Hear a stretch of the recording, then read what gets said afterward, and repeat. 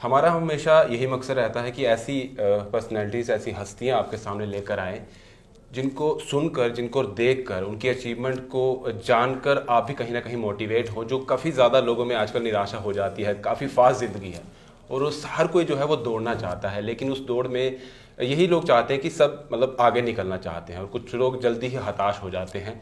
और हमारा मकसद है कि ऐसे लोगों से मिलाया जाए जो आपको मोटिवेट भी करे और उनकी जर्नी जानकर आप भी ये समझ लें कि निराशा कभी में जो है वो मन में नहीं आनी चाहिए। हमेशा जो सोचा है वो मिलता है, सिर्फ प्रयास जो है हमारा वो कभी भी कम नहीं होना चाहिए। आज हमारे साथ हैं मिसिस मोहिता शर्मा जी, आईपीएस हैं, 2017 बैच, और केबीसी में भी आप समझ ही गए होंगे कि मैं किन की बात कर रहा हूँ। 1 करोड़ रुपया जीत चुके हैं ये, और भी बहुत सारी अचीवमेंट है इनके नाम। इन्हीं से आज चर्चा करते हैं। मैम बहुत बहुत स्वागत है आपका। Thank you. पहले तो आपका जन्म कहाँ हुआ, क्योंकि मैं सारी चीज़ें जानना चाहूँगा। आज जर्नी के बारे में बात करेंगे हम, आपकी जो आईपीएस के दौरान आपकी क्या स्ट्रगल रही उसके बारे में बात करेंगे, केबीसी के बारे में बात करेंगे, और अभी प्रेजेंटली कैसा सिचुएशन सब कुछ। पहले तो आप हिमाचल से हैं जी बिल्कुल, है ना, दिल्ली में आपकी पढ़ाई हो, उसी के बारे में जानना चाहेंगे कि क्या हिमाचल गए कभी या दिल्ली में ही पूरा रहा स्टडी, क्या रहा सारा कुछ? बिल्कुल। मेरे रूट्स हिमाचल से हैं। मेरे फादर जो हैं, मेरे दादाजी, हमारा घर, हमारा नेटिव प्लेस भी कांगड़ा में है।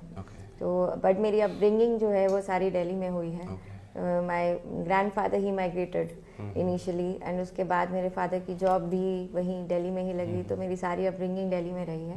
बट यस, हिमाचल बहुत बड़ी जाती हूँ मैं। अपने गांव जाती हूँ। हमारे में गुरु ट्रेडिशन फॉलो होता है, तो हम अपने गुरु जी के जाते ही रहते हैं। मतलब साल में 2-3 बार तो उनके जाते ही हैं। तो यस, मेरे रूट्स जो हैं वो अभी इंटैक्ट ही हैं बिल्कुल, और हमेशा रहेंगे। हमेशा रहेंगे। आईपीएस की जर्नी के बारे में जानना चाहेंगे कि आपने first, second, third, fourth, fifth attempt I think आपने किया था, तो कैसा रहा वो? क्योंकि कई लोग होते हैं फर्स्ट अटेम्प्ट में ही कहते हैं कि नहीं कुछ और पकड़ लेते हैं, देन सेकंड, थर्ड, फिफ्थ तक तो सोच भी नहीं सकता जो आपने अचीव कर लिया। यही मैं कहना चाहता हूँ कि यही मैं जानने भी आऊँ और बहुत सारे लोग जानना चाहेंगे कि कितना अपने आप को मोटिवेट किया, किस तरह से आप उस चीज़ को चलाते रहे। क्योंकि फेलियर होता है, दूसरा होता है, तीसरा होता है, फिर इंसान जो है हिम्मत छोड़ देता है। तो आप में हिम्मत कहाँ से? जी, एक्चुअली ये जो एग्ज़ाम जब मैंने स्टार्ट किया था इसके लिए प्रिपेयर करना, तो मेरे लिए ऐसा एक एग्ज़ाम था जिसके बारे में मुझे कुछ पता नहीं था, और इतने रिसोर्सेज नहीं थे पेरेंट्स के पास कि मतलब ऐसे कोई बहुत फैंसी कोई कोचिंग वगैरह अफोर्ड कर सकें। तो धीरे धीरे खुद ही उसके बारे में सीखना, उसके मतलब कि एक एक सब्जेक्ट को खुद ही पढ़ना, और फिर पेपर में बैठ जाना, और फिर उस गलती को एनालाइज करना कि कहाँ रह गया, क्यों मेरा पेपर नहीं हुआ।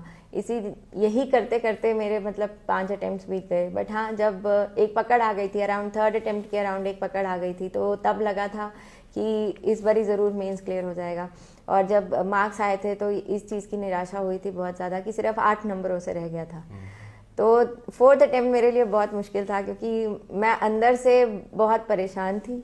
मुझे मतलब कि ऐसे था कि नहीं यार, बस हो गया, मेरी हिम्मत हारने वाली, मैं उस मोड़ में पहुंच गई थी। बट थैंकफुली मेरे पेरेंट्स जो थे वो मेरे बिल्कुल, दे वर माई पिलर्स ऑफ स्ट्रेंथ। सो मतलब उन्होंने कभी मुझे हार मानने ही नहीं दी। जब भी इस एग्ज़ाम की तैयारी करती थी तो वो मुझसे पहले उठ के जो मैंने एडिटोरियल्स पढ़े हैं उनको काट के पेपर में, कॉपी में चिपकाते थे वो।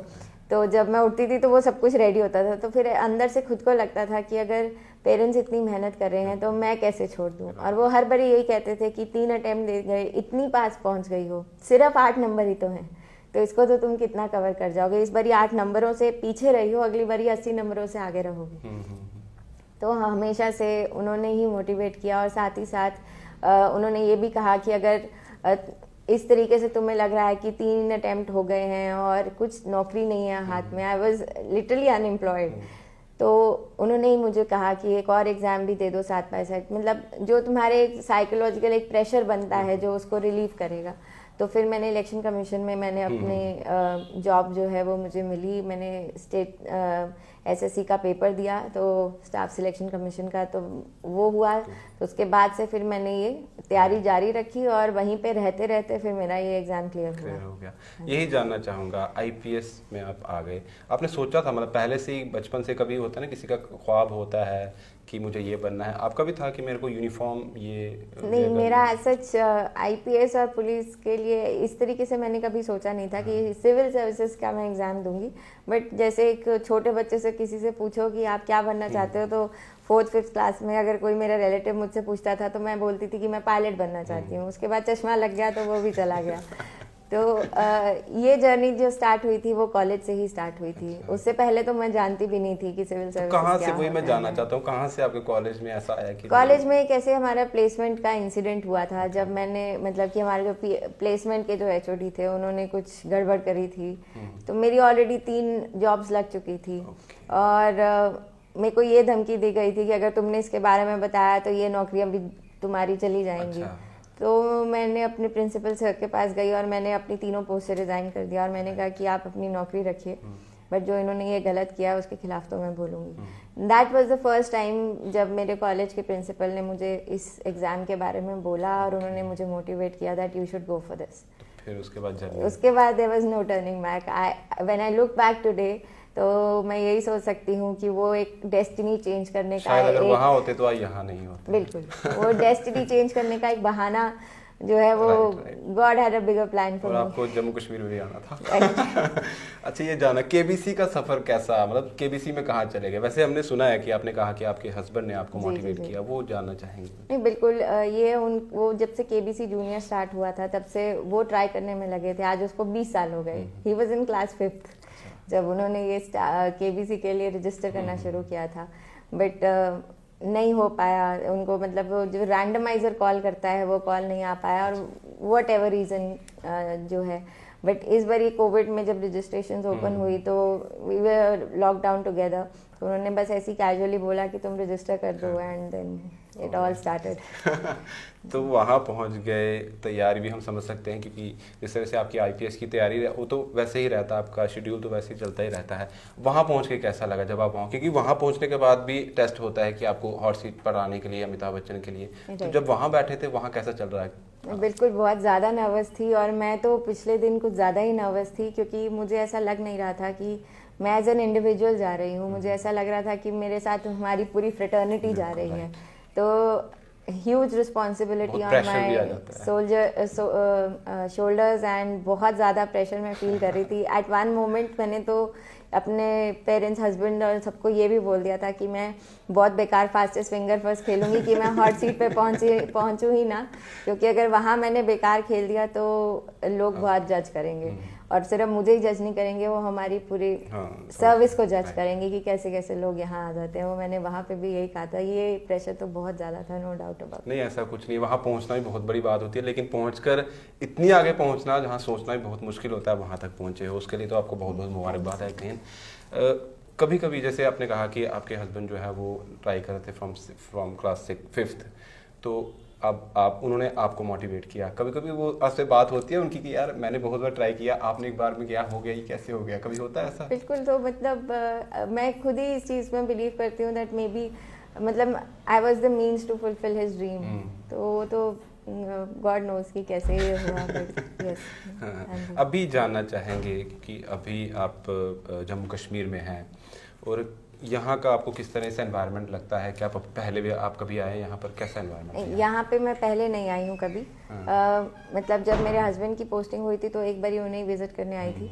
उससे पहले हमारी एकेडमी में हमारी कुछ अटैचमेंट्स रहती हैं आर्मी की, सीआरपीएफ की, तो वो फर्स्ट टाइम था जब मैं JNK आई थी। इससे पहले मैं कभी नहीं आई। ये जानना चाहेंगे क्योंकि ये जो यूनिफॉर्म होती है और ऐसी पोस्ट पे आप हो, बहुत ज़्यादा प्रेशर रहता है लाइफ में, और कभी ये भी माना जाता है कि वुमेंस के लिए जॉब नहीं होती। हालांकि अभी वुमेंस जो हर फील्ड में है, माहिर हैं, लेकिन अभी भी ऐसे लोग हैं जो ये मानते हैं कि ये फील्ड जो है वुमेंस के लिए है। आप क्या कहना चाहोगे?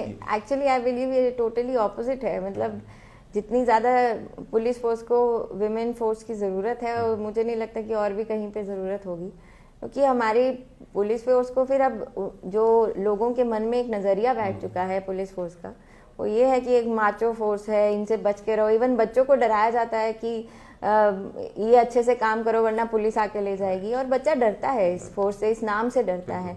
तो ये पूरा का पूरा हमारी जो इमेज है वो ही टारनिश हुई है। तो ये ओवर द ईयर्स ये जो टार्निश्ड इमेज है इसको रिवर्स करने के लिए उसमें एक इमोशनल कंपोनेंट जोड़ने की बहुत ज़्यादा ज़रूरत है, जो आई बिलीव कि वुमेन ऑफिसर्स जब आती हैं सर्विस के अंदर then they get some sort of emotional intelligence along with that, and when it gets added to the police force तो एक अलग ही डायमेंशन मिलता है, लोगों के अंदर एक अलग ही इज्जत बढ़ती है, तो उस चीज़ की बहुत ज़रूरत है. And I don't think so कि women are any less capable to for doing that job or for any matter any job, तो आई थिंक ज़्यादा ही ज़रूरत है. और इसीलिए हम आपसे बात भी करने आए थे, इसलिए हम आपसे इनकी बात भी करा रहे हैं, इसीलिए हम गुफ्तगू कर रहे हैं, क्योंकि जो हम ज़्यादा बात करते हैं ना वुमेन एम्पावरमेंट की, सिर्फ वो बातें जो है वो किताबों तक रह जाती हैं, सिर्फ यहाँ स्टडी तक रह जाती है, उसके आगे हम नहीं निकल पाते हैं. वो एग्जाम्पल हमारे साथ ही हैं. जब कभी बहुत ज़्यादा प्रेशर हो जाता है काम का, तो उसको आप कैसे रिलीफ आपको कैसे मिलता है, कैसे अपनी उस प्रेशर को कम कैसे करते हो, क्या चीज़ है जो आपको? कुछ कॉमेडी देखती हूँ मैं, ये सारे नेटफ्लिक्स हो गया, अमेजोन प्राइम पे, I look for comedy shows. वो जो अपना माइंड जो है इतना एग्जॉस्टेड हुआ होता है, small laughter, 15 minutes or 20 minutes of own me time, having laughing at something for some jokes and etc. ये सारी चीजें जो है. और अगर जानना चाहें जैसे मोहिता शर्मा को और क्या क्या पसंद है अपनी पर्सनल लाइफ, जो आप थोड़ा बहुत बता पाए? मुझे खाना बनाना बहुत पसंद है. कुकिंग आपको पसंद बिल्कुल, है? बिल्कुल, और मैंने लिखा हुआ है, मैं देखता हूँ क्या बताते हैं. आप डॉग लवर भी हैं? डॉग लवर मैं बिल्कुल हूँ, मेरे पास है नहीं बट डॉग अनफॉर्चुनेटली. आपको सिंगिंग का भी बिल्कुल शौक है? सिंगिंग का मुझे शौक है, गाने सुनने का मुझे शौक है. तो आप जब कॉलेज लाइफ में थे वहाँ कुछ ऐसे डिस्प्ले योर टैलेंट या ऐसे कुछ करते थे तब?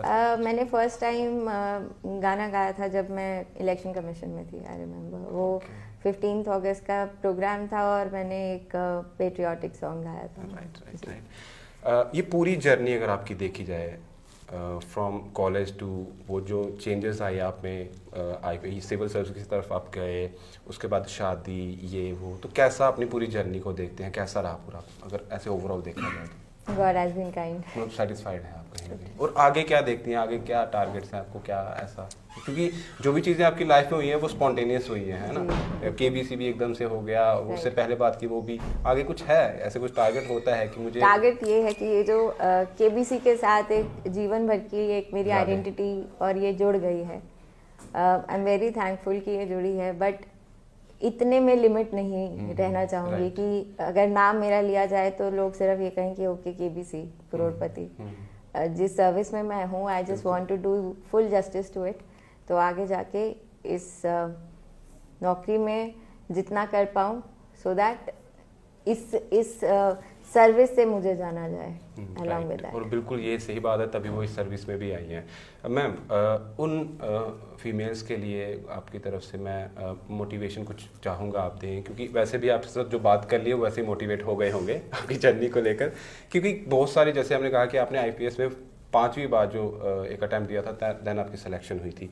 उन लोगों के लिए चाहे मेल हो फीमेल हो कोई फ़र्क नहीं पड़ता है, वो लोग जो चाहते हैं लाइफ में कुछ करना लेकिन निराश हो जाते हैं, आपकी तरफ से क्या मैसेज होगा? मेरा मैसेज यही होगा उनके लिए कि मतलब निराशा की तो कोई जगह ही नहीं होनी चाहिए लाइफ में.